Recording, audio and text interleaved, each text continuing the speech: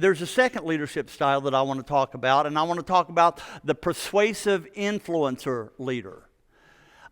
This is the need of a persuasive leader is they want agreement. They crave consensus.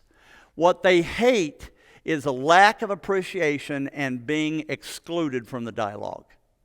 Now, a persuasive leader, when they are in their natural place, their sweet spot, when they're not only aware of themselves, but they're aware of their audience, they're aware of their team, they're keenly aware of how each one of their team members, what they bring to the table.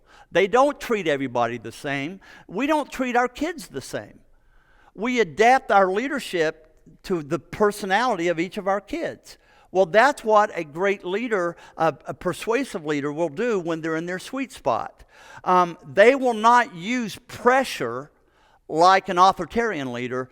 They'll use information, mentoring, and teaching.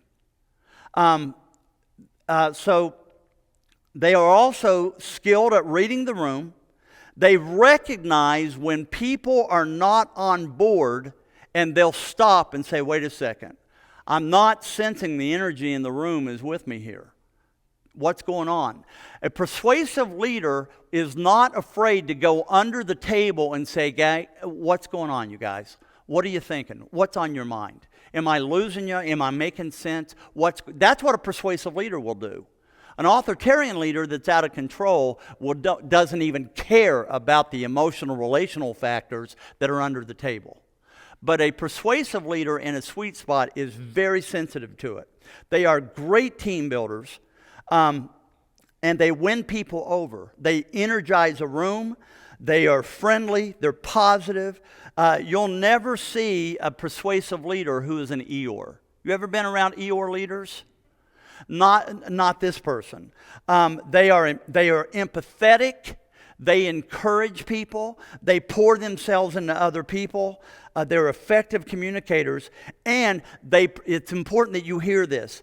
They protect the dialogue and insist on talking it through. An authoritarian leader will say, let's get to it. Let's don't waste any time. An authoritarian leader who's not in their sweet spot will see the dialogue of coming to consensus as what? A waste of time. Guys, let's get to the real work. Let's quit this quibbling. Let's quit all this mumbling. Let's get to it. Well, the problem is if a persuasive leader understands that people will not own a decision unless they're part of the decision. That's human nature. I'm not going to fully engage in the direction of an organization unless I have been included in giving input to the direction of that organization.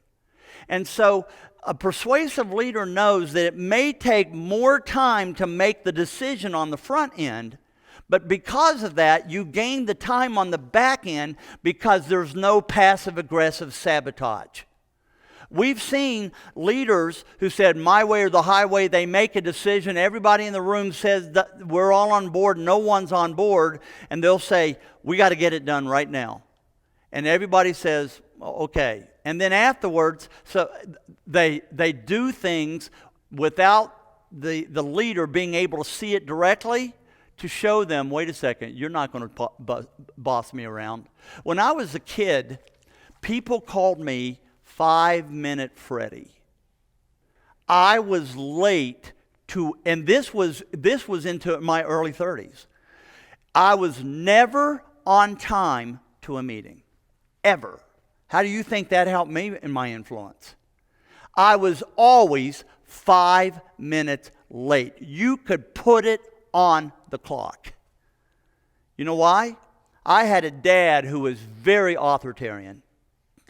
And you didn't dare tell him no.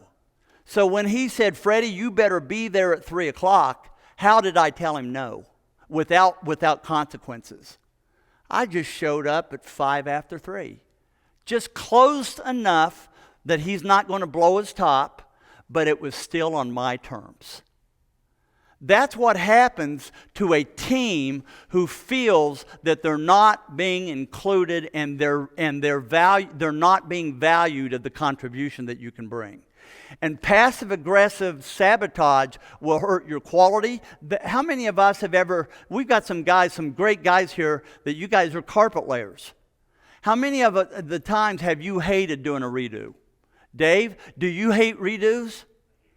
Why do you hate redos, Dave? You've been there before. It's frustrating that you have to. Do you make money when you're doing a redo? No, I haven't made money. No, you never make money on a redo. And so quality goes down, profitability goes down, the ability to be effective goes down. And gang, one of the smartest ways to lead a team is to trust the input of your team, to seek it and to expect it.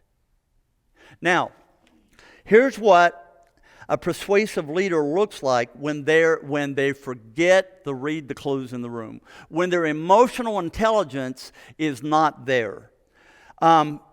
They never get to a decision. They start becoming, Tracy, this is Tracy's notes. They start becoming talky, and no listen. They feel that the room is not moving enough, so they start overselling an idea instead of letting the dialogue take its natural place. And they start, when they're in that place, they take feedback as a personal attack. They become a people pleaser, and they can fall into victim mode of not being appreciated. Oh, and when a persuasive leader is in that place of lacking emotional intelligence, their meetings will look like war stories and going down rabbit holes. Like, you ever been in a meeting like that? Now, when a leader goes to their child mode, and they're in their backup style, here's what they look like. We call it verbal attack. Now, verbal attack can look like coming on like gangbusters in tone and aggressiveness and abrasiveness, but verbal attack can also be other things. It's taking over a room with excessive talk. It's not allowing other people to give feedback. It's intensity in conversation, cutting people off. You can't get a word in edgewise. The amount of talk goes up, the volume of talk goes up, the amount of information that I'm sharing, I will overwhelm you with information. And potentially, I will make it personal in the sharing of that information. I'm working with a physician firm out west. And there is one of the folks in that group that is one of the most talented, gifted people in his field that I've ever met. Unbelievably gifted. However, he had lost the influence in his group, the entire group. And here's why.